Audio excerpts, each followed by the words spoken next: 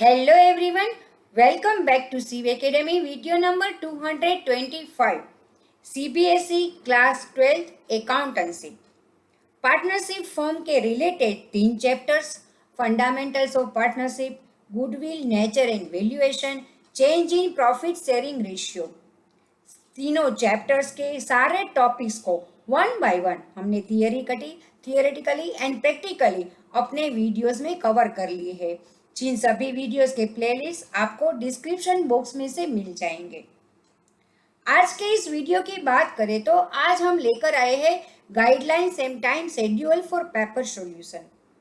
जो स्टूडेंट्स अभी क्लास 12 में है उसके लिए भी ये इम्पोर्टेंट है, और जो स्टूडेंट्स अपकमिंग बोर्ड एग्जाम में अपियर करने वाले हैं उन सभी स्टूडेंट्स के लिए ये वीडियो काफ़ी हेल्पफुल रहेगा, क्योंकि सीबीएसई बोर्ड ने जो सैंपल पेपर रिकमेंड किया है उस सैंपल पेपर के मुताबिक जो भी इंस्ट्रक्शन है, जो भी क्वेश्चंस दिए जाने वाले हैं, उसके रिलेटेड आज हम आपके साथ डिस्कशन करेंगे, जिससे कि आपका कंफ्यूजन थोड़ा दूर हो और आपकी मेहनत जो आप कर रहे हैं उसमें आपको सपोर्ट मिले।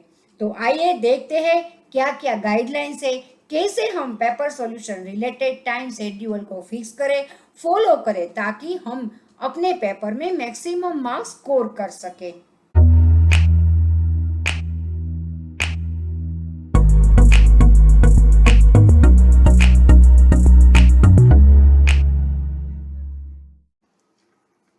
यहाँ पर जो आप देख रहे हैं वो है general instruction.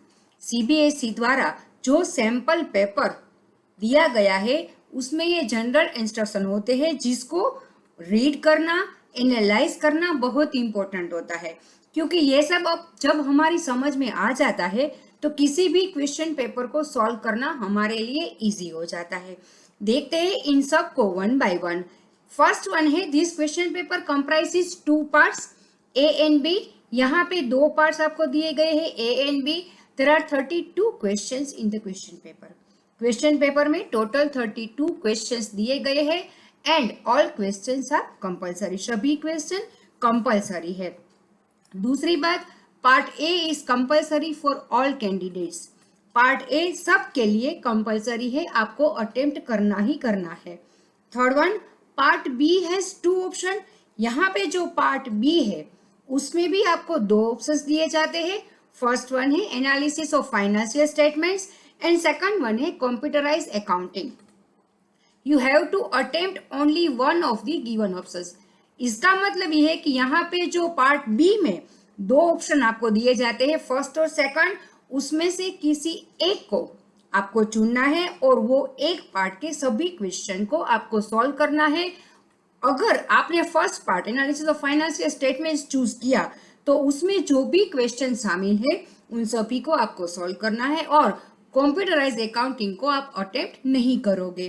Fourth one, question number 1 to 13 and 23 to 29 are very short answer type questions carrying 1 mark each. मतलब कि यहाँ पर जो 1 to 13 यानी कि 13 क्वेश्चन एंड 23 to 29 यानी कि और 7 क्वेश्चन, टोटल आपको 21 क्वेश्चन ऐसे दिए जाएंगे जो कि 1 मार्कर क्वेश्चन है। मतलब या तो ऑब्जेक्टिव होगा, एमसीक्यूज हो सकते हैं, फिलअप हो सकते हैं, थियोरिकल कोई भी क्वेश्चन हो सकता है। और जिस क्वेश्चन का 1 मार्क होता है उसमें आपको ज़्यादा कुछ लिखना नहीं है और कोई भी तरह का कैलकुलेशन बताने की भी ज़रूरत नहीं है। अगर एमसीक्यू है तो सिर्फ आपको ऑप्शन ही चूज करके बताना है। नेक्स्ट वन है question number 14 and 30 are short answer type 1 questions carrying 3 mark each. मतलब 14 नंबर का एंड 13 नंबर का जो क्वेश्चन है वो 3 मार्क वाले क्वेश्चन है। यहाँ पे आपको कैलकुलेशन वगैरह दिखानी होती है, वर्किंग नोट की अगर जरूरत हो तो वो भी बतानी होती है, पर इस क्वेश्चन में उतना डिटेल आपको प्रोवाइड करना नहीं होता। Question number 6, note number 6, question number 15 to 18 and 31 are short answer type 1 question carrying 4 marks. जो 15 to 18 यानी कि 15, 16, 17, 18 एंड 31 नंबर का क्वेश्चन है, उन सभी क्वेश्चन के 4 मार्क्स है। Question number 19, 20 and 32 are long answer type 1 question carrying 6 marks each. 19, 20 and 32 number के जो भी क्वेश्चन आपको दिए गए हैं उन सभी क्वेश्चन के 6 मार्क है, यानी कि वो लॉन्ग आंसर टाइप क्वेश्चन कहलाते हैं जिसमें आपको डिटेल में सभी क्वेश्चन के आंसर देने होते हैं. Question number 21 and 22 are long answer type 2 question carrying 8 marks, यानी कि 8 मार्क्स वाले दो क्वेश्चन आपके पेपर में होंगे जिसके नंबर है 21 एंड 22. ये जो क्वेश्चन होते हैं उसका आंसर्स बड़ी डिटेल में आपको देने होते हैं और इस क्वेश्चन के पूरे पूरे मार्क्स भी आप स्कोर कर सकते हैं. There is no overall choice. Question paper में ओवरऑल चॉइस नहीं है, पर यहाँ पे इंटरनल चॉइस आपको दी गई है. 2 क्वेश्चन जो 3 मार्क्स के हैं वहां पर इंटरनल चॉइस है और 2 क्वेश्चन 4 मार्क के हैं वहां पर भी क्वेश्चन आपको इंटरनल चॉइस दी गई है. 2 क्वेश्चंस ऑफ 8 मार्क्स, यानी कि 3 मार्क वाले, 4 मार्क वाले एंड 8 मार्क वाले जो क्वेश्चन है वहां पर आपको इंटरनल चॉइस दी जाती है. तो 2 क्वेश्चन दिए गए होते हैं जिसमें से आपको एक को चुनना होता है. इस तरह की जनरल इंस्ट्रक्शन हमारे क्वेश्चन पेपर में सीबीएसई बोर्ड द्वारा दी गई है, जिसको समझकर एनालाइज करके फिर हम पेपर सॉल्व करना शुरू कर सकेंगे. हमको जो 3 घंटे दिए जाते हैं पेपर सॉल्यूशन के लिए, इसके अलावा 15 मिनट 15 मिनट्स और हमको दी जाती है पेपर रीडिंग के लिए. उस टाइम हमें ये सब रीड कर लेना है, समझ लेना है और हमारा पेपर भी प्रॉपरली हमें रीड करके समझने की कोशिश करनी है. फिर हम सॉल्व करना शुरू करेंगे. अब बात आती है time schedule for paper solution की. ये क्या होता है time schedule for paper solution? देखिए, हमने यहाँ पे एक टेबल बनाया है जो बहुत ही सिंपल है, बहुत ही आसान है, पर इस टाइम शेड्यूल को फॉलो करने के लिए हमें एग्जाम के ड्यूरिंग नहीं पर एग्जाम से पहले प्रिपरेशन करनी चाहिए. इसके मुताबिक हमें प्रैक्टिस करनी चाहिए. एक बात मैं आप सभी को बता दूं कि अकाउंट के पेपर की प्रैक्टिस करते वक्त आपका एरिथमेटिक पावर जबरदस्त होना चाहिए. मतलब कि आपकी एक्यूरेसी, आपकी स्पीड, आपका बेसिक कैलकुलेशन जैसे कि plus minus, multiplication, division, percentage, average, ratio, fraction, इन सब बातों का खास ध्यान रखना है. इन सब मैथमेटिक्स के टॉपिक में आपकी एक्यूरेसी अगर जबरदस्त होती है तो पेपर जब आप सॉल्व करते हैं तब आप टाइम लिमिट के अंदर उसे सॉल्व कर पाएंगे और उसे सच्चे तरीके से सॉल्व कर पाएंगे. इसीलिए मैं कहती हूँ, अगर मैथमेटिक्स के इन टॉपिक में अगर आप वीक हो, कोई भी स्टूडेंट ऐसा कहे कि मैम कॉमर्स में मैथमेटिक्स का क्या काम, हाँ, डायरेक्ट मैथमेटिक्स यहाँ पे अप्लाई नहीं होता, पर अकाउंट के कैलकुलेशन में इनडायरेक्टली एरिथमेटिक के जो भी टॉपिक्स हम अर्लियर क्लासेस में सीख चुके हैं उसका एप्लीकेशन बहुत जरूरी होता है. तो अगर आपको अभी जो कोई भी टॉपिक में दिक्कत हो रही है तो आप अर्ली क्लासेस के मैथमेटिक्स के उन टॉपिक्स को पहले अच्छी तरह से सीख ले, समझ ले, जो अब अकाउंट्स में अप्लाई होने वाले हैं. अब बात करते हैं time schedule for paper solution की. तो यहाँ पे मैंने क्वेश्चन नंबर लिख दिया है, मार्क्स लिख दिया है, उसके रिलेटेड एवरेज टाइम टेकन और ट्राई टू कंप्लीट इन.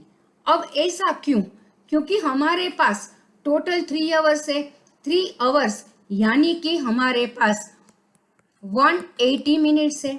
हमारा पेपर क्योंकि 80 मार्क्स का है, अगर हम ऐसा मान के चले कि 1 मार्क के क्वेश्चन के पीछे हमें 2 मिनट्स मिलती है तो टोटल हमारे पास हो गई 160 मिनट. बाकी की जो 20 मिनट्स बचती है वो हम पेपर चेकिंग में और पेपर के करेक्शन में लगाएंगे. आइए इस बात को हम डिटेल में समझते हैं. क्वेश्चन नंबर 1 to 13 जो कि 1 मार्क का है, यानी कि टोटल यहाँ पे मार्क हो गए हैं 13 मार्क की 2 मिनट से हम काउंटिंग करें तो इस क्वेश्चन के लिए हमारे पास 26 मिनट है. पर क्योंकि यहाँ पे हमें डिटेल में आंसर नहीं देना है, किसी भी तरह की कैलकुलेशन भी नहीं बतानी है, सो हम ट्राई करें कि इस 1 to 13 क्वेश्चन में हम 18 to 20 मिनट्स तक ही ले, क्योंकि बाकी की जो मिनट्स यहाँ पे हम बचाते हैं वो हमें लॉन्ग आंसर में जरूरत पड़ने वाली है। क्वेश्चन नंबर जो 14 है वो 3 मार्कर से 3 मार्कर का हम एवरेज टाइम लगाते हैं 6 मिनट, जो कि हमें मैक्सिमम 5 to 6 मिनट में कंप्लीट करना है। कभी कभी तो ऐसे इजी क्वेश्चन भी आ जाते हैं 3 मार्क वाले, जो हम 3 या 4 मिनट में भी कंप्लीट कर सकते हैं। बात आती है 15 एंड 18 नंबर के क्वेश्चन की, जो है 4 मार्क्स के। 4 मार्क के जो क्वेश्चन होते हैं वहां पे हमें 32 मिनट्स लगानी है, क्योंकि टोटल उसके मार्क्स है 16, तो 16 मार्क के 32 मिनट जब हम लगाते हैं तो इसमें भी हम ट्राई करें कि 28 to 30 मिनट्स में हमारा कंप्लीट हो। 19 एंड 20 क्वेश्चन जो कि 6 मिनट का है, वहां पर हमें 24 मिनट के बजाय 20 to 22 मिनट्स में हमारा काम कंप्लीट कर लेना चाहिए। अब आप कहेंगे मैम सभी क्वेश्चन में आप टाइम घटाते ही जा रहे हो। हाँ, क्योंकि एंड में ये जो बचा हुआ टाइम है उसकी सबको जरूरत पड़ती ही पड़ती है। जब आप पूरा क्वेश्चन पेपर सोल्व कर लेते हैं तो फिर आपके पास अगर टाइम बच जाता है तो आप पेपर को चेक कर सकते हैं। चेक करने के बाद उसको करेक्ट भी कर सकते हैं, और चेक भी हो गया, करेक्ट भी हो गया, फिर भी अगर आपके पास टाइम बचता है तो आप पेपर का प्रेजेंटेशन अच्छी तरह से करें, ताकि आपका जो आंसर पेपर है वो पेपर चेक करके मन को भा जाए और आपके अच्छे मार्क्स मिले। क्वेश्चन नंबर 21 एंड 22 को देखें तो वो 8 मार्क के क्वेश्चन है, जहां पर आपके मार्क्स होंगे 16, जहां पर आपकी मिनट्स होगी 32, पर अगर आप वो 28 to 30 मिनट्स में कंप्लीट कर सकते हैं। अगर ये जो 8 मार्क वाले या 6 मार्क वाले क्वेश्चन है वो लॉन्ग क्वेश्चन है, वो लॉन्ग आंसर टाइप क्वेश्चन है, तो यहाँ पर जो आपका टाइम बचा उसको आप यहाँ पे यूज कर सकते हो। इसीलिए जो 1 मार्क वाले 3 मार्क वाले क्वेश्चन थे वहां पे मैंने आपसे कहा कि आप थोड़ा कम टाइम लें, क्योंकि उस समय जो टाइम बचता है वो हम यहाँ यूज कर सकते हैं, ताकि ये 6 मार्क वाले और 8 मार्क्स वाले क्वेश्चन हम अच्छी तरह से सॉल्व कर सकते हैं। इसी तरह पार्ट बी में भी 1 मार्क 3 मार्क 4 मार्क और 6 मार्क वाले क्वेश्चन है, जिसे भी हम ऊपर की तरह ही फॉलो कर सकते हैं। तो इस तरह से जब हम हमारा पेपर सॉल्यूशन का टाइम शेड्यूल बनाते हैं तो question paper answer paper complete करने के बाद भी हमारे पास टाइम बचता है, जिसका यूज मैंने अभी अभी बोला उसी तरह से चेकिंग में, करेक्शन में और प्रेजेंटेशन में हम लगा सकते हैं। अब देखते हैं समरी ऑफ टाइम शेड्यूल। अभी अभी जो हमने टाइम शेड्यूल के रिलेटेड एक टेबल बनाया, इस टेबल को समझा, उसकी समरी क्या है। इन शॉर्ट हम ये कह सकते हैं कि हमारा पार्ट है 60 मार्क्स का है, जिसके लिए हम 120 मिनट ले सकते हैं, यानी कि 2 आवर्स। पर हम ऐसा नहीं करेंगे, 120 मिनट्स की बजाय वहां पर थोड़ा कम समय लेंगे, जो हम 6 और 8 मार्क्स वाले क्वेश्चन के लिए थोड़ा यूज कर सकते हैं। और हमारा पार्ट बी जो होता है वो 20 मार्क्स का है, जिसके लिए हम 40 मिनट्स ले सकते हैं। टोटल टाइम जो हमारा है 3 आवर्स 15 मिनट्स का है। फर्स्ट जो 15 मिनट्स है वो हमको रीडिंग के लिए दी जाती है, वहां पर हम क्वेश्चन पेपर को रीड कर सकते हैं, अपने माइंड में सेट कर सकते हैं, एनालाइज कर सकते हैं। उसके बाद हम पेपर को सॉल्व करना शुरू कर देंगे।